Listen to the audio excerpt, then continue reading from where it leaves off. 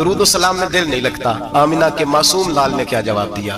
حضور نے فرمایا جا اپنی نظر جا کے پاک کر لے، اللہ کے نبی کا وعدہ ہے تیرا سجدے میں دل لگنے لگ جائے گا۔ جا اپنی آنکھ کو طہارت دے، وضو کرا، نظروں کو پاک کر، اللہ کے رسول کا وعدہ ہے تیرا قرآن پاک میں دل لگے گا۔ جا جا کے اپنی نظر کو پاک کر، وعدہ ہے تیری زبان پہ درود و سلام جاری ہو جائے گا۔ اور نماز کے جہاں اور بہت سارے فوائد ہیں وہاں یہ بھی ارشاد فرمایا کہ ان الصلاۃ تنہا عن الفحشاء والمنکر، فرمایا بے شک نماز منع کرتی ہے حیائی سے اور برے کاموں سے۔ نبی رحمت علیہ السلام کی خدمت میں عرض کیا گیا تھا کہ یا رسول اللہ صلی اللہ علیہ وسلم، ایک شخص رات کو نماز پڑھتا ہے پر سویرے چوری بھی کرتا ہے۔ ہم تو بڑی جلدی کہہ دیتے ہیں نا کہ کیا فائدہ اسے اس کی نماز کا، کیا فائدہ اسے اس کی عبادت کا۔ حضور صلی اللہ علیہ وسلم کی جب بارگاہ میں یہ سوال پوچھا گیا کہ حضور رات کو عبادت بھی ٹھیک کرتا ہے اور سویرے چوری بھی کرتا ہے تو حکم کیا ہے؟ حضور علیہ السلام نے فرمایا اگر وہ پابندی سے نماز پڑھتا رہا نا تو اس کی نماز اس سے چوری چھڑوا دے گی، اس لیے کہ نماز بے حیائی اور برے کاموں سے روک دیتی ہے۔ اگر کوئی کمزوریاں ہیں انسانی تقاضوں کے تحت تو نماز کی پابندی کریں۔ اگر آپ نماز کے پابند ہو گئے نا، کچھ وقت لگے گا تو پھر وہ بھی ساری کمزوریاں اللہ دور فرما دے گا۔ شرط یہ ہے کہ اس کو پابندی کے ساتھ پڑھتے رہیں۔ کچھ دوست کہتے ہیں نماز میں دل نہیں لگتا، تو میں نے کہا نہ بھی لگے تو پھر بھی پڑھے۔ تو میرا سوال یہ ہے کہ ایک آدمی بالکل فارغ ہے، سوائے نماز کے، عبادت کے، سونے کھانے کے اسے کوئی کام نہیں، اور ایک شخص بیچارہ مزدور ہے، وہ ریڑھی لگاتا ہے، مثال دینے لگا ہوں، وہ ریڑھی لگاتا ہے، اس کے پاس دکان بھی نہیں ہے کہ وہ شٹر نیچے کرے یا تالا لگا کے چلا جائے۔ اب وہ نہ کسی کو کہہ کے آیا کہ یار ذرا 10 منٹ ٹھہرنا میں نماز پڑھ کے آیا، تو وہ چلا گیا۔ وہ بڑا بے چین ہے کہ میری پیچھے ریڑھی بھی ہے، وہ بندہ جلد باز نہ ہو جائے، وہ نکل نہ جائے، وہ میرے تھوڑا سا میرا راس ہے، 2-4 ہزار کا مال ہے، غریب آدمی۔ نماز بھی اس نے پڑھی، توجہ اس کی پیچھے لگی رہی۔ ایک بالکل فارغ تھا، کوئی مجبوری نہیں تھی، اس نے بھی نماز پڑھی۔ آپ یہ بتائیے کہ زیادہ ہمت کس نے کی؟ اس کا تو دل ہی نہیں لگا نماز میں، ریڑھی کی فکر تھی، لیکن ہمت زیادہ اس نے کی، اس لیے کہ اس کی مجبوری ہے، اس کے لیے آزمائش پیچھے کھڑی ہے، تیار ہے۔ دوائی کھانے میں دل لگتا ہے؟ کیوں کہتے ہو نہیں لگ رہا آپ کا؟ خدا نہ خواستہ خاکم بدن، اللہ ہم سب کو معاف فرمائے، اگر بچے کو آپریشن کرانا پڑ جائے تو دل کرتا ہے؟ کیوں کراتے ہو؟ اس کے لیے ضروری ہے۔ تو بھائی یہ فلسفہ ہی غلط ہے کہ میرا دل نہیں لگتا تھا تو میں نے چھوڑ دی۔ دل تو کئی دفعہ انسان کا دکان پہ بھی نہیں لگتا، بیچ دو گے۔ نہیں دل کرتا کام پہ جانے کو تو ریزائن کر دو گے۔ تو یہ تو بالکل سرے سے بات ہی بڑی عجیب ہے۔ ہاں دل لگنا چاہیے، نماز سے دلچسپی ہونی، لیکن نہ بھی لگے تو ہم کو دل کے لیے نماز نہیں پڑھ رہے، رب کے لیے نماز پڑھ رہے ہیں۔ ہاں یہ بات سمجھ لیں، نماز دل کے لیے نہیں، نماز وہ دیکھیں نا، ایک صاحب کہتے ہیں جی میں 5 نمازیں پڑھتا ہوں تو روزی میں برکت پھر نہیں ہوتی، تو میں کہتا ہوں وہ عبادت کرتے ہو کہ تجارت کرتے ہو؟ پیسے کمانے گئے تھے، پیسے کمانے گئے تھے کہ نماز پڑھنے گئے تھے؟ تو نماز آپ کو بے حیائی اور برے کام سے روک دے گی، پر شرط یہ ہے کہ نماز کی پابندی کرے اور بر وقت پڑھیں اور تھوڑی صحیح کر کے پڑھیں۔ مطلب نماز پڑھی جاتی ہے، اہتمام نہیں ہوتا، یعنی لوگ بھاگ کے وضو کرتے ہیں، فٹافٹ آتے ہیں، بھئی آج ہو گیا ہے۔ بڑی جو بندہ گاڑی بھگا کے لاہور پہنچنا چاہے تو وہ 15 منٹ جلدی پہنچ سکتا ہے، 1 گھنٹہ پہلے پہنچ سکتا ممکن نہیں میرے عزیز، وہ ہو نہیں سکتا۔ جلدی نماز پڑھنے سے آپ کیا کر لیں گے؟ صحیح کر کے پڑھیں، سونی کر کے پڑھیں، تسلی کے ساتھ پڑھیں، ٹھنڈے دل کے ساتھ پڑھیں، مطلب نماز پڑھیں تو پھر مزہ آئے۔ امام اعظم کا ایک پڑوسی ہے تو وہ کہتا ہے کہ امام صاحب نا گرمیوں کے دنوں میں نا چھت پہ چڑھتے تھے، چونکہ میرے گھر میں عورتیں نہیں تھی، مرد ہی تھے زیادہ اور میرا ایک بچہ تھا چھوٹا، کہتے ہیں کہ وہ چھت پہ نماز پڑھا کرتے تھے تو اتنی دیر تک کھڑے رہتے کہ لگتا کوئی ستون کھڑا ہے، رات کو ستون محسوس ہوتا، اتنی دیر تک وہ تلاوت کرتے اللہ کی بارگاہ میں کھڑے رہتے۔ تو فرماتے جب ان کا انتقال ہوا تو میرا بیٹا کہنے لگا کہ ابا جی پڑوسیوں کی چھت پہ جو کھمبا تھا، جو ستون تھا وہ کہاں گیا؟ تو کہتا میں رو پڑا۔ میں نے کہا بیٹا وہ ستون اور کھمبا نہیں تھا، وہ تو ابو حنیفہ تھا جو اپنے رب کے حضور کھڑا رہا کرتا۔ تو دلچسپی پیدا کریں، اللہ تعالیٰ ہمیں رمضان کے بعد بھی پابندی صلاۃ کی توفیق عطا فرمائے۔ اذان پڑھی جاتی ہے مسجدوں میں 5 وقت الحمدللہ۔ جب جماعت فرض ہوئی تو نبی پاک نے فرمایا لوگوں کو بلانے کیسے ہیں بھائی نماز کے لیے؟ ایک صحابی نے مشورہ دیا یا رسول اللہ خشک گھاس، آپ یہ ابھی فصل آئے گی مونجی کی تو اس کے ساتھ وہ جو کیا پرالی کہتے ہیں اپنی زبان میں، وہ جب خشک ہو جاتی ہے نا اس کو آگ لگائیں تو آگ کا لاوا ذرا اونچا جاتا ہے، اونچا۔ صحابہ نے کہا یا رسول اللہ خشک آگ کو آگ لگائیں گے چھت پہ رکھ کے تھوڑی دیر کے لیے، اور یوں کر جب وہ اٹھے گی نا تو سارے مدینے میں خبر ہو جائے گی کہ نماز کا وقت ہو گیا ہے۔ حضور نے فرمایا ٹھیک ہے۔ ایک صحابی کہنے لگا یا رسول اللہ صلی اللہ علیہ وسلم اونچا تف رکھ کے زور سے 1-2 دفعہ بجائیں گے لوگوں کو پتا، مختلف باتیں۔ اللہ کے رسول نے فرمایا جاؤ سو جاؤ، سویرے آؤ گے پھر مشورہ کریں گے کیا کرنا ہے۔ اور مالک بھی دیکھے کتنا کریم ہے، جو جماعت کا حکم بھیج سکتا ہے وہ اذان کا نہیں بھیج سکتا، لیکن وہ کہتا ہے لوگ کہیں میرے مصطفیٰ کا دروازہ چھوڑ نہ جائے۔ فرماتا ہے جاؤ میں نے نماز فرض کر دی ہے، طریقہ بھی میرا نبی بتائے گا اور اذان کے سلیقے بھی میرے مصطفیٰ ہی سکھائے گا۔ سویرے صحابہ اٹھ کے آئے تو حضرت عمر فاروق آئے کہ حضور میں نے خواب دیکھی ہے۔ حضور نے فرمایا تم نے بھی دیکھی ہے اور بھی کئیوں نے دیکھی ہے۔ یا رسول اللہ کیا؟ فرمایا چلو سناؤ۔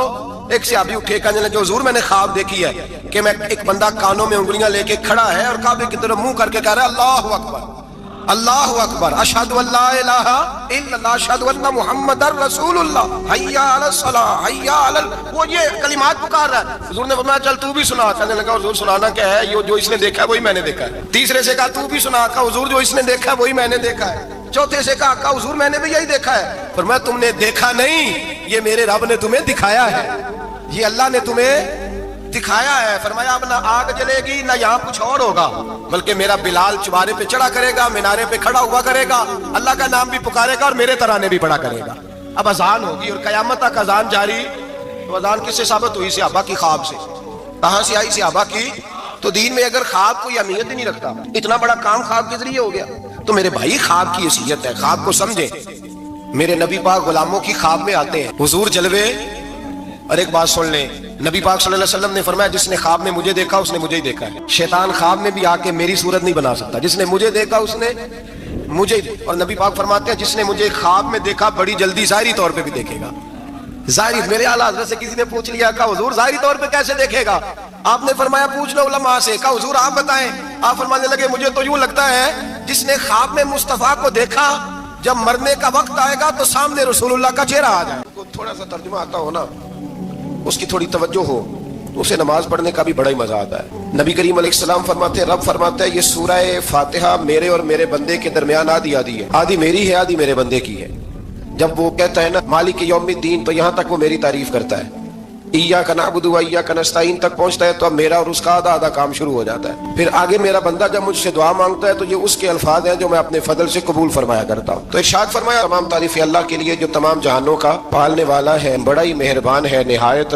یہ رحمان مبالغے کا صیغہ ہے، یعنی اتنا رحم کرنے والا کہ جتنا کوئی اور رحم نہ کر سکے، اس لیے اللہ ہی رحمان ہو سکتا ہے، بندہ کوئی رحمان نہیں ہو سکتا۔ بندے کو رحیم کہا جا سکتا ہے، نبی پاک رحیم ہے لیکن رحمان نہیں ہے، اس لیے کسی بھی انسان کا نام رحمان نہیں ہو سکتا۔ کسی دکان پر بعض اوقات لوگ نام رکھ لیتے ہیں رحمان بک ڈپو، تو یہ درست نہیں ہے، بندے کا نام رحمان نہیں ہو سکتا، عبد الرحمان، اس لیے کہ یہ لفظ رحمان خدا کے علاوہ کسی اور کے لیے بولنا درست نہیں ہے۔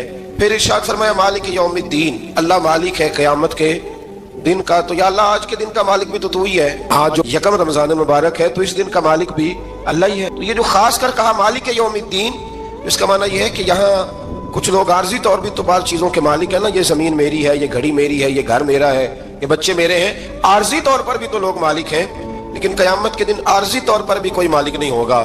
قیامت میں ساری بادشاہی فقط میرے اللہ کی ہوگی۔ بلکہ رب کریم فرمائے گا کہاں ہیں وہ لوگ جو دنیا میں بادشاہ بنا کرتے تھے؟ کدھر؟ بڑے بڑے کج کلا جو کہتے تھے کہ ہم اٹھتے ہیں تو لوگ اٹھتے ہیں، بیٹھتے ہیں تو دنیا بیٹھ جاتی، وہ کہاں ہیں؟ جب کوئی نہیں بولے گا تو رب فرمائے گا للہ الواحد القہار، آج ایک رب واحد اور قہار کی حکمرانی۔ پھر ارشاد فرمایا ایاک نعبد و ایاک نستعین، بے شک ہم تیری ہی عبادت کرتے ہیں اور تجھی سے مدد چاہتے ہیں۔ عبادت بھی اللہ کی ہے اور مدد بھی، یہ جو بندوں کے ذریعے بعض اوقات مدد ہوتی ہے تو یہ مدد بھی اللہ کی ہے، یہ مدد بھی اللہ کی ہے۔ یہ کسی بندے نے مائک بنایا ہے جس کی مدد سے آپ تک آواز جا رہی ہے، تو اس کو عقل کس نے دی تھی بنانے کی؟ تو پھر مدد کس کی ہوئی؟ اللہ کی۔ تو دنیا میں کوئی بھی جو مدد کرتا ہے وہ اللہ کے ولی کرے، نبی کرے، پیغمبر کرے، تو وہ مدد کس کی ہے؟ اللہ کی، اس لیے کہ وہ ذاتی طور پر کچھ بھی نہیں کر سکتے، اگر اللہ انہیں توفیق نہ دے وہ کسی کی مدد نہیں کر سکتے۔ تو ایاک نعبد و ایاک نستعین، ہم تیری ہی عبادت کرتے ہیں، تجھ سے مدد چاہتے ہیں۔ اہدنا الصراط المستقیم، اے اللہ ہمیں سیدھا راستہ دکھا۔ کون سا راستہ سیدھا ہے؟ کون سا راستہ سیدھا ہے؟ تو اللہ نے خود ہی فرمایا ایسے ہی نہ بھٹک جانا، راستہ سیدھا وہ ہے صراط الذین انعمت علیہم، ان لوگوں کا راستہ سیدھا ہے جن پر اللہ نے انعام فرمایا ہے۔ اور وہ کون ہے؟ قرآن مجید نے خود فرمایا انعم اللہ علیہم من النبیین والصدیقین والشہداء والصالحین، وہ نبی ہیں، صدیق ہیں، شہید ہیں اور نیک لوگ ہیں۔ فرمایا اپنی مرضی کے راستے پہ چلو گے تو بھٹک جاؤ گے، رب کی بارگاہ میں سوال کرنا کہ وہ تمہیں نبیوں کے، صدیقوں کے، شہیدوں کے اور نیک لوگوں کے راستے پہ چلائے۔ غیر المغضوب علیہم ولا الضالین، نہ ان لوگوں کے راستے پہ چلا جن پر تیرا غضب ہوا، اور نہ ان کے راستے پہ چلا جن پر تو ناراض ہوا، جنہیں تو نے گمراہ کیا، ان لوگوں کے راستے پہ نہ چلا، بلکہ ان لوگوں کے راستے پہ چلا جن پر تیرا انعام ہوا۔ یہ جو لوگ ہیں نا مغضوب علیہم ولا الضالین، ایک گروہ یہودیوں کا ہے اور ایک عیسائیوں کا ہے۔ کہا جا رہا ہے یا اللہ نہ یہودیوں کے راستے پہ چلا اور نہ عیسائیوں کے راستے پہ چلا، ہمیں تو ابوبکر صدیق کے راستے پہ چلا، ہمیں تو عمر فاروق کے راستے پہ چلا، उस्मान गनी, मौला अली और जनाब अबू हुरैरा के रास्ते पे चला। अब ये सूरह फातिहा का तो मैंने मुकम्मल तर्जुमा अर्ज किया। सूरह बकरा ये कुरान मजीद की सबसे बड़ी सूरह है। एक हदीस इसकी फजीलत पे सुन ले। नबी करीम अलैहिस्सलाम ने फरमाया जिस घर में सूरत बकरा पढ़ी जाए ना, फरमाया जिन क्या वहां से तो शैतान भी भाग जाता है। सूरह बकरा घरों में पढ़े, ये सबसे बड़ा तावीज है अगर घर में जिन्नात हो, कोई आसेब हो, और ये वो वाला तावीज है जो मदीने वाले रसूल ने अता फरमाया है। ये सबसे बड़ी सूरह है। मुफस्सिरीन फरमाते हैं अगर कोई इस्तदलाल की कुव्वत रखता हो तो एक 100 चीज का अल्लाह ने हुक्म दिया है, बल्कि इमाम आज़म फरमाते हैं 100 थोड़ी है, मेरी नजर से पढ़ो तो 1000 चीजों का हुक्म दिया है, 1000 से मना किया है, और 1000 किस्म की नसीहत अल्लाह करीम ने सूरह बकरा के अंदर फरमाई है। इस सूरह मुबारका का जो पहला रुकू है ना, उसमें जो सबसे पहली आयत है वो है अलिफ लाम मीम। इनको कहते हैं हुरूफे मुकत्तियात। पहला लफ्ज़ ही जब कोई कुरान मजीद का पढ़ता है ना, बहुत बड़ा आलिम फाजिल, बहुत बड़ा मुहद्दिस, तो उसे ये कहना पड़ता है कि मैं नहीं जानता, अल्लाह जानता है या अल्लाह का रसूल जानता है। अलिफ लाम मीम का माना हम नहीं जानते, अल्लाह जाने या अल्लाह का रसूल जाने, या जिसको वो दोनों बता दे वो जानता है, वरना ये अल्लाह और उसके रसूल का राज है। ये आगे शाद फरमाया ज़ालिकल किताबु ला रैब फीह, ये वो अजीम किताब है जिसमें शक की कोई गुंजाइश नहीं है। हुदल लिल मुत्तकीन, ये हिदायत है परहेजगारों के लिए। सवाल ये होता था कि या अल्लाह जो मुत्तकी परहेजगार है वो तो पहले ही हिदायत पे है, तो कुरान भी अगर उन्हें हिदायत देगा तो फिर जो गुनहगार है उनकी हिदायत कहाँ है। तो इस आया मुकद्दसा का माना मुफस्सिरीन ने यह बयान फरमाया कि मतलब इसका यह है कि कुरान हिदायत देता सबको है, लेकिन इससे हिदायत हासिल मुत्तकी लोग करते हैं। बारिश बरसती है ना सब जगहों पे, लेकिन अगर किसी ने फर्श कराया हो, टाइलें लगवाई हो, तो वहां फल फूल उग सकते हैं, सब्जा उग सकता है, उसके लिए जमीन का जरखेज होना शर्त है। कुरान मजीद सबको हिदायत देता है, लेकिन कुरान मजीद से हिदायत लेते वो है जिन्हें अल्लाह ने तकवे वाला दिल अता फरमाया, डरने वाला दिल दिया। आगे जो आयात है ना 5, उनमें अल्लाह तबारक व तआला ने मुत्तकी लोगों की फजीलत बयान की है, निशानियां बयान की हैं कि वो कौन होते हैं। उनमें पहला इरशाद फरमाया कि मुत्तकी वो होता है जो गैब पे ईमान ले आता है, इस चक्कर में नहीं पड़ता कि आंखों से देखूंगा तो मानूंगा। और दूसरा फरमाया मुत्तकी वो होता है जो नमाज कायम करता है और अल्लाह के दिए हुए रिस्क से अल्लाह के रास्ते में खर्च करता है। और तीसरा फरमाया मुत्तकी वो होते हैं क्या महबूब जो कुरान हमने आप पे नाजिल किया उस पर भी ईमान लाते हैं, और जो आपसे पहले नाजिल किया गया उस पर भी ईमान लाते हैं, यानी तौरात को, ज़बूर को, इंजील को, इसको भी वो मानते हैं। और फिर अल्लाह करीम ने फरमाया उलाइका अला हुदम मिर रब्बिहिम व उलाइका हुमुल मुफलिहून, ये जो लोग हैं ना गैब पर ईमान लाने वाले, नमाज पढ़ने वाले, ज़कात देने वाले, पिछली किताबों को भी मानने वाले, नबियों को भी मानने वाले और रसूल पाक पर ईमान लाने वाले, फरमाया ये वो लोग हैं जो अल्लाह की तरफ से हिदायत पर हैं, और ये वो लोग हैं जो दुनिया में भी कामयाब हो जाएंगे और आखिरत में भी कामयाब हो। फिर आगे ना अल्लाह तबारक व तआला ने कुफार का जिक्र फरमाया है 3 आयात के अंदर। मोमिन के बाद दूसरा दर्जा किसका है जिक्र में? काफिर का। पहले बात हुई 5 आयात में मोमिनों की, अब 3 आयात में जिक्र किया गया पक्के काफिरों का। मोमिन वो होता है जुबान से भी अल्लाह और उसके रसूल को माने, उनकी लाई हुई चीजों को माने और दिल से भी तस्लीम करे। और काफिर वो होता है कि जो ना जुबान से मानता है और ना ही दिल से तस्लीम करता है। फिर अल्लाह तबारक व तआला ने 13 आयात के अंदर, 3 आयतों में काफिरों का जिक्र किया और 13 आयात के अंदर फिर मुनाफिकीन का जिक्र फरमाया है। मुनाफिक किसको कहते हैं? मुनाफिक उसको कहते हैं जो जुबान से तो दावे ऊंचे ऊंचे करता है ईमान के, लेकिन उसके दिल में ईमान मौजूद नहीं होता। आप हैरान होंगे, यहीं पे बात को जरा गौर से समझे कि मोमिनों का जिक्र 5 आयात में और कुफार का 3 आयात में, पक्के कुफार का, और मुनाफिकीन के लिए अल्लाह ने अगले ही रुकू में 13 आयात बयान फरमाई। ये खतरनाक गिरोह है मुनाफिकीन का, ये खौफनाक लोग हैं, ये वो छुपी हुई बीमारी है कि जिसको पकड़ना थोड़ा मुश्किल है। कुछ बीमारियों को डॉक्टर कहते हैं ना ये खामोश कातिल है, कत्ल कर देती है पर पता नहीं लगने देती।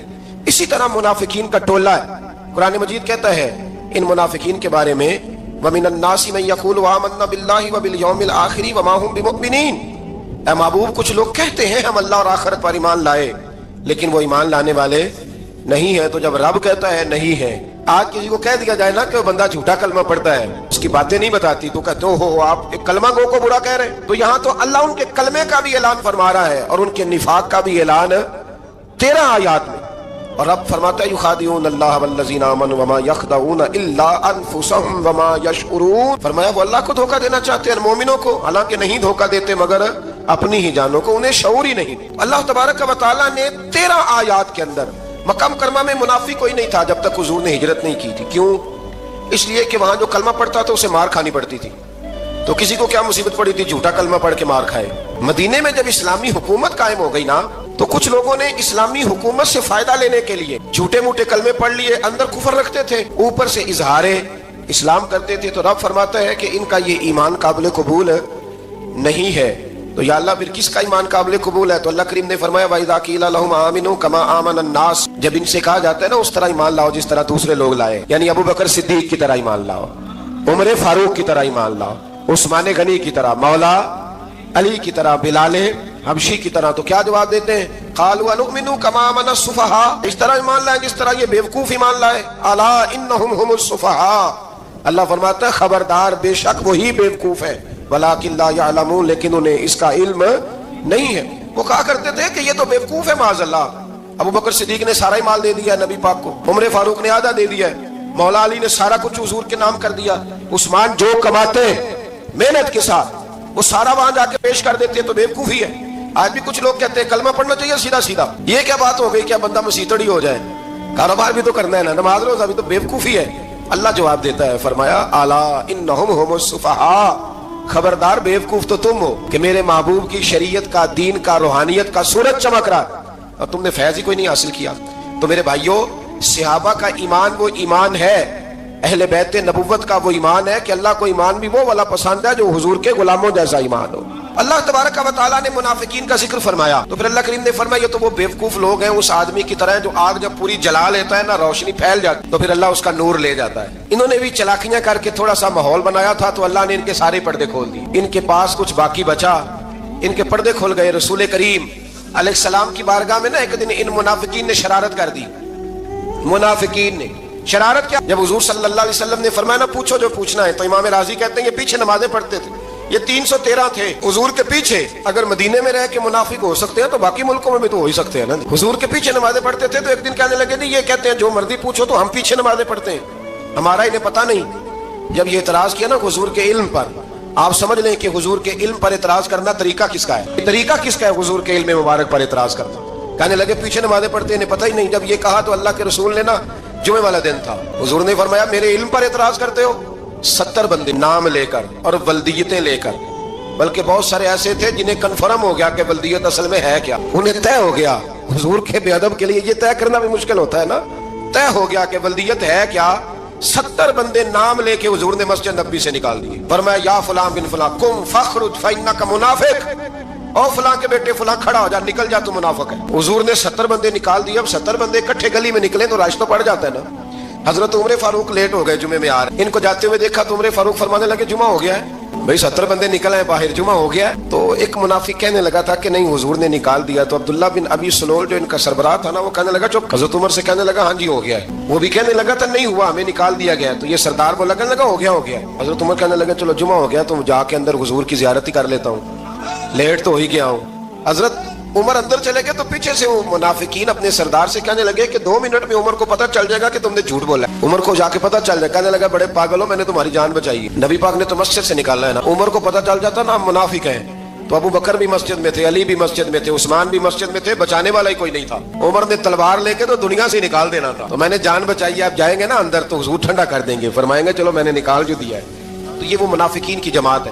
دوسرے سے تیسرے رکوع میں نا اللہ تعالیٰ نے انسان کو یاد کرایا ہے کہ تو نے عبادت اپنے رب کی کرنی، اور فرمایا رب تمہارا وہ ہے جس نے تمہارے لیے زمین کو فرش بنایا، آسمان کو چھت، اور آسمان سے پانی برسا کے تو زمین سے پھل اگائے ہیں، رزق لکم، وہ بھی تیرے کھانے کے لیے اگائے۔ وہ جو آسمان سے بارش برسا کے زمین سے سبز اور پھل اگائے ہیں تو وہ بھی تیرے لیے۔ جب سارا کچھ تیرے لیے بنایا تو بھی تو عبادت کرنا اپنے رب کی، پھر کسی کو اس کا شریک نہ ٹھہرا۔ ایک چیلنج بھی کیا قرآن مجید نے اس رکوع کے اندر، کہا کرتے تھے مکے کے لوگ کہ آپ قرآن مجید کی آیتیں نبی کریم علیہ السلام سے کہا کرتے تھے کہ معاذ اللہ آپ خود بناتے ہیں، بنا کے لاتے ہیں۔ تو اللہ کریم نے فرمایا وَإِن كُنتُمْ فِي رَيْبٍ مِّمَّا نَزَّلْنَا عَلَىٰ عَبْدِنَا فَأْتُوا بِسُورَةٍ مِّن مِّثْلِهِ، اگر تمہیں شک ہو نا اس میں جو ہم نے بندہ خاص پہ نازل کیا ہے تو تم بھی اس جیسی ایک صورت بنا کے لاؤ۔ پڑھے لکھے تو تم بھی ہو نا، مکے میں تم بھی رہتے ہو، تو ایک صورت بنا کے لاؤ۔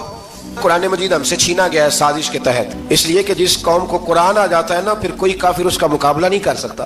دیکھیں نا اگر کافروں کے پاس جواب ہوتا قرآن پاک کا تو بدر اور احد میں نا کوئی آیت بنا کے لاتے، قرآن کے مقابلے کی تلواریں لے کے نہ آتے، ان کے پاس جواب ہی نہیں تھا۔ اور قیامت تک کسی کافر کے پاس قرآن مجید کا کوئی جواب، قرآن کا کوئی جواب، قسم اللہ کی جواب کوئی نہیں، قرآن کا اس کا کوئی جواب نہیں۔ کیا بات ہے قرآن پاک کی، وہ ایک دفعہ مسلمہ کذاب بے ایمان کہنے لگا میں نے بنا لیا قرآن پاک کا جواب، معاذ اللہ۔ جواب کیا بنایا؟ وہ صورت ہے نا القاریہ تم القاریہ وما ادراک ما القاریہ، کھڑکھڑانے والی کیا ہے، کھڑکھڑانے والی تمہیں کیا پتا کیا ہے کھڑکھڑی، قیامت کا ذکر ہے۔ کہنے لگا میں نے اس جیسی صورت بنا لیا، تو کیا بنایا؟ الفیل ملفیل وما ادراک ما الفیل۔ کہنے لگا ہاتھی، تمہیں کیا پتا کیا ہاتھی، تم کیا جانو کیا ہاتھی۔ تو پاس جو اس کے اپنے بیٹھے تھے نا چیلے، وہ کہنے لگے چپ کر جا، سارے زمانے کو پتا ہے ہاتھی کیا ہوتا ہے۔ تو پاگل ہے، اس کے دو کان ہوتے ہیں، ایک سونڈ ہوتی ہے، چار اس کے پیر ہوتے ہیں۔ بیوقوف آدمی قرآن کا مقابلہ کرنا ہے تو وہ چج کے ساتھ کر، پاگلوں کی طرح مقابلہ کرے گا، جوتے کھائے گا بھی، ہمیں بھی پڑھوائے گا۔ تو قرآن مجید کا کوئی مقابلہ کر سکا؟ تو اس آیت مبارکہ میں اللہ نے کافروں کو یہ کہا اگر مقابلہ نہیں کر سکتے تو پھر اللہ سے ڈرو، ورنہ دوزخ میں ڈالے جاؤ گے، وہ جس کا ایندھن آدمی اور پتھر ہے، اور بنائی بھی کافروں کے لیے گئی ہے۔ اعدت للکافرین، جہنم کس کے لیے بنائی گئی ہے؟ کافروں اور منافقوں کے لیے۔ مسلمانوں کے لیے بنائی گئی، مسلمان مرضی سے چھلانگے لگائیں تو ان کی موج ہے، ورنہ ان کے لیے جہنم، ان کے لیے اللہ نے جنت بنائی۔ اور یہ بات کرتے ہی رب کریم نے فرمایا اے محبوب علیہ الصلوۃ والسلام، مومنوں کو خوشخبری دے دے کہ اللہ نے ان کے لیے جنت بنائی ہے، اس میں باغات ہیں، انہیں رزق دیا جائے گا کھانے کے لیے، اور اس میں انہیں پاکیزہ بیویاں دی جائیں گی، اور پھر وہ اس میں ہمیشہ رہیں، انہیں اس سے نکالا نہیں جائے گا۔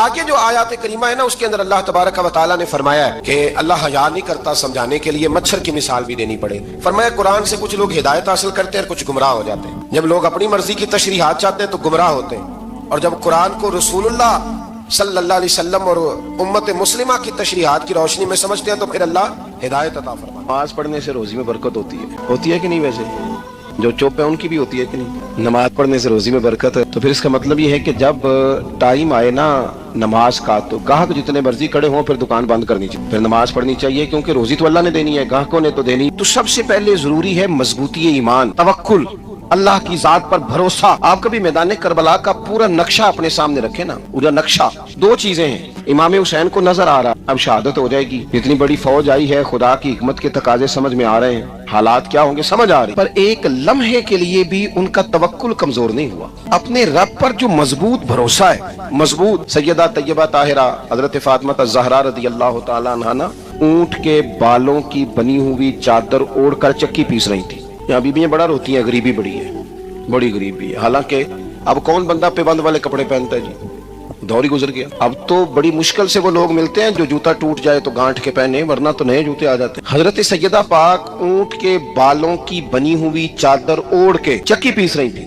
نبی پاک صلی اللہ علیہ وسلم نے دیکھا، آنکھوں میں آنسو ضرور آئے، پر محبوب نے فرمایا فاطمہ دنیا میں تھوڑی سی تکلیف برداشت کرو، قیامت کی ساری عزت اللہ آپ کو ہی عطا فرمائے گا۔ تو توکل کی مضبوطی، اللہ کی ذات پر بھروسہ، اپنے رب کریم کے ساتھ امیدوں کا وابستہ کرنا، اس سے مضبوطی آئے گی۔ دوسرا فرمایا وَعَمِلُوا الصَّالِحَاتِ، بہترین عمل کیا جائے زندگی میں، نیک اعمال کیے جائے، وقت ضائع نہ کی، ہر وقت کوئی نہ کوئی کام بندہ کرتا رہے۔ یہاں بہت سارے لوگ ہیں جن کو لوگ نیک کہنا شروع کر دیتے ہیں نا، وہ سمجھ لیتے ہیں شاید ہم سچی مچی نیک ہیں۔ لوگ جو کہتے ہیں حضرت صاحب کی بلا، پیر صاحب کی بلا، میں یہ طالب علموں کو، دوستوں کو، بلکہ اپنے آپ کو بھی کئی دفعہ کہتا رہتا ہوں، اپنے آپ کو سمجھاتا ہوں کہ یہ لوگ تجھے کہہ رہے ہیں حضرت صاحب، یہ تو رات کو تو اپنے آپ سے پوچھنا، اپنے رب سے پوچھ، کبھی موقع ملے تو اپنی گریبان میں جھانک، غور کر کے تیری کیفیت کیا ہے، تنہائی میں تیرا دل اللہ سے جڑتا ہے کہ نہیں، عبادت میں دل لگتا ہے کہ نہیں، خدا کا خوف دل میں رہتا ہے کہ نہیں، غریب کی محبت، عزیزوں قربت والوں کا احساس طبیعت میں موجود رہتا ہے کہ نہیں۔ اس سے تو میرا مطلب ہے، لوگ کہہ دیتے ہیں حاجی صاحب آپ بڑے سخی ہیں، تو اس سے تو نہیں نا بندے نے سخی ہونا، سخی تو تب ہونا ہے جب اللہ کی بارگاہ میں مقبول ہوگا۔ اعمال صالحہ، نیک کام، اور وہ کرتا رہے بندہ، کوئی بھی کام اسے نیکی کا مل جائے نا۔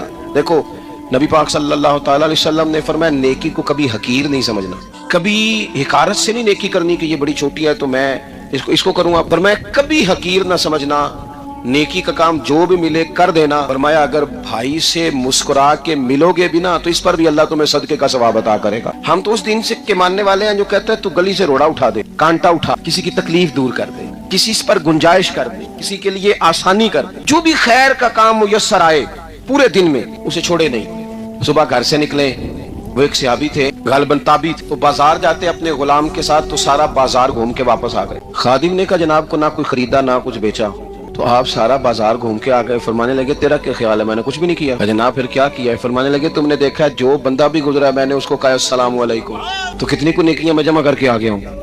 کوئی خیر جو میسر آئے، ہم سمجھتے ہیں کہ شاید کوئی کروڑ کو روپیہ ہوگا تو پوری مسجد بناؤں گا تو پھر میں نے نیکی کر دی ہے، شاید جناب میں، حالانکہ یہ چھوٹے چھوٹے کام ہے نا، چھوٹے چھوٹے کام، इनसे तो इनकी तो ज्यादा जरूरत होती है, इनकी तो ज्यादा हाजत होती है। कोई आप रास्ते में गुजर रहे हैं तो नीचे कोई खड्डा बना हुआ है, तो उस पर हम क्या करते हैं, गाड़ी में बैठ कर तबसरा करते हैं, ए रोड खोरे कदों बन भाई, ये खड्डा है ना, तो आप नीचे उतरे ना, तो आप धाबड़ा ले ना, कई पकड़े ना, ये तो 5 मिनट का काम है, यहाँ आसानी कर देना, आप इसमें गुंजाइश कर दें। दूर सैयद आलम अलैहिस्सलाम ने फरमाया, इमाम राजी ने हदीस लिखी है, कयामत के दिन एक बंदे को अल्लाह माफ करेगा तो मालिक वो बंदा अर्ज करेगा, या अल्लाह मैं तो बड़ा गुनहगार हूँ, किस वजह से माफी हुई?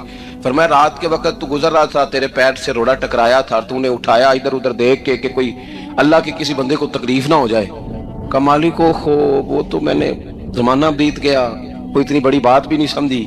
तो रब करीम ने फरमाया तो रात के अंधेरों में भी मेरे बंदों का ख्याल रखता था, तो मैं तेरा ख्याल ना करूं? कोई अमल हमारे यहाँ लोग कोई काम नहीं करते, बिल्कुल नहीं, कोई काम नहीं, ना बड़े ना छोटे ना समझदार ना अनपढ़, कुछ भी नहीं। नशिस्तन गुफ्तन बरखास्तन, बैठो राज के गपे मारो, तबसरे करो, फलाना कुछ नहीं कर रहा, फलाना कुछ नहीं कर रहा, उसके बाद उठ के चले जाओ। कुछ करें, वामिलुस सालिहात, नेकियां जमा करें जिंदगी में, खजाना बनाए, खजाना, अपनी ड्यूटियां अपनी जिम्मेदारियां पूरी करें, हर वक्त काम, हर वक्त जिम्मेदारी, हर वक्त ड्यूटी। देखिए ना इमाम हसन और हुसैन, इनकी आप कभी जिंदगी का मुताला करें, फर्ज नमाज के अलावा 100 रकत नमाज नफल रोज पढ़नी है, पता करना है गरीब कहाँ कहाँ है, उनका ख्याल रखना है, और नीरे पैसे नहीं देने। हमारे लोग गरीबों को पैसे जरूर देते हैं, इज्जत नहीं देते, उनको 4 पैसे की मदद जरूर कर देते हैं, पर इज्जत नफ्स का ख्याल नहीं रखते। इमाम ज़ैनुल आबिदीन रज़ी अल्लाह तआला अन्हु फरमाते हैं, गुजर रहे थे, आप देखें ना, इमाम गजाली हदीस लाए हैं कि बंदा और कुछ ना करे, किसी मोमिन का दिल राजी कर दे तो अल्लाह 60 साल की नफली इबादत का सवाब अता करता है। दिल बदस्तावर के हज अकबर अज हजारा का यक दिल बेहतर,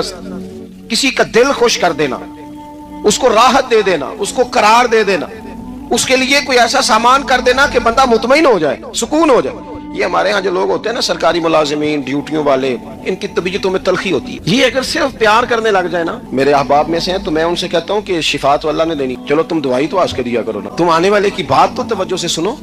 वो बेचारा अपनी बात, हमारे एक बुजुर्ग थे तो तावीज लिखा करते थे, बड़े आलिम थे, मुझे कुछ थोड़ी सी ना मेरे दिल में उनके बारे में खफगी रहती थी कि आप इतने बड़े आलिम हैं, आप किताब लिखे, आप तवीज लिख रहे हैं, और फिर लोगों ने कमाई करनी होती है, आप तो मुफ्त देते हैं सारा कुछ, इतनी लंबी ड्यूटी, सारा दिन बैठे रहते हैं आप और लिखते तवीज हैं, पढ़ाएं आप। मैंने एक दिन उनसे गुजारिश की, मैंने कहा शेख आप बड़े आदमी, जिन लोगों को अल्लाह ने रसूख फिल इल्म अता फरमाया होता है, उनमें से आप, अल्लाह ने आपको पुख्तगी दी है इल्म में, शौरी आलिम में, आप सारा दिन तवीज। फरमाने लगे यार मैं तवीज नहीं लिखता, असल मसला ये है कि जो तवीज लेने आता है वो अपना सारा दुख सुनाता है, तो मैं तवीज नहीं लिखता, मैं ना बस लोगों के कलेजे ठंडे करता, मैं किसी का, अब तो बच्चों के पास टाइम ही नहीं, वो तो अब्बा का दुख नहीं सुनते, बिल्कुल नहीं, वो तो ढूंढते हैं कोई कोना मिले तो जाके मोबाइल देखे, तो बैठते ही नहीं। अम्मा कह रही होती है कि पुत्र को 10 मिनट मेरे पास भी बैठा कर, लेकिन पुत्र मसरूफ बड़ा है, वीडियो चढ़ानी है उसने, टिकटॉक बनाना है उसने नई तस्वीर चढ़ानी है, हम उलझ गए। ये चीजें इंसान को नफसियाती तौर पर कमजोर कर देती हैं। जो लोग ज्यादा ये काम करते हैं उनके हाफजे कमजोर हो जाते हैं, वो उलझ जाते हैं, उन्हें पता नहीं होता रात मैंने क्या कहा था, सुबह में क्या कह रहा,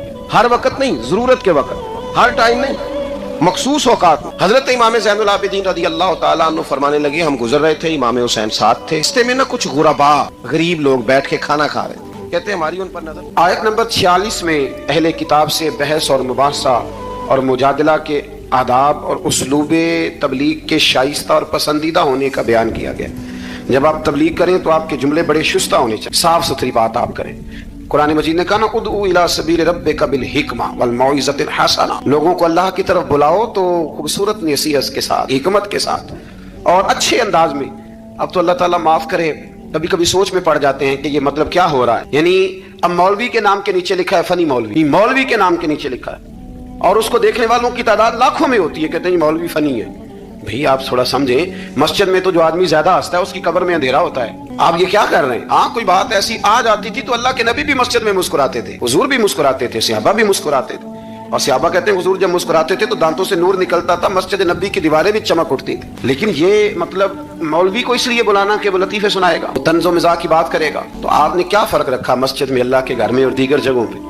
आप जरा समझिए इस बात कि वही बात जो कुरान ने कही कि लोगों ने दीन को खेल तमाशा बना लिया है, माज़ल लोगों ने खेल तमाशा समझ लिया है, किस तरफ मतलब कौम लग गई है, और बड़ा बड़ा उरूज है और बड़ी बड़ी बातें हैं, बीच में है क्या कि लतीफे सुनाए जा रहे हैं और दास्तान सराई हो रही है और कहानियां हो रही, और कौम है कि वो उस पर लगी हुई अच्छी नसीहत, खूबसूरत जुमले। मेरे रसूल करीम अलैहिस्सलाम के गुलाम कहते हैं हुजूर जन्नत का जिक्र करते थे तो यूं लगता था हम जन्नत की सैर कर रहे हैं, हुजूर दोज़ख की बात करते तो हमारे खौफ से रोंगटे खड़े हो जाते, और हुजूर क़यामत का जिक्र करते तो यूं लगता कि निकल के बाहर जाएंगे तो क़यामत आ जाएगी। अंदाज था हुजूर का बात करने की, तो लिहाजा बड़ी शुस्ता, बड़ी साफ सुथरी और बड़ी मीठी और बड़ी ठंडी बात करें دین کی بات جب آپ کریں تو پھر اس میں حسن چھلکے. عام آدمی اور دیندار آدمی کے لب و لہجے میں فرق ہونا چاہیے, اسے سمجھنا چاہیے. اللہ توفیق عطا فرمائے. رسول اللہ صلی اللہ علیہ وسلم کی صفات میں سے ایک صفت نبی امی ہونا بھی. امی کا معنی اعلیٰ حضرت نے فرمایا بے پڑھا ہوا, جس نے دنیا میں کسی سے پڑھا نہ ہو. یعنی آپ نے رسمی طور پر لکھنا پڑھنا نہیں سیکھا. اس میں بھی اللہ تعالیٰ کی بے پناہ حکمت ہے کہ حضور نے دنیا میں آ کے پڑھنا لکھنا نہیں سیکھا.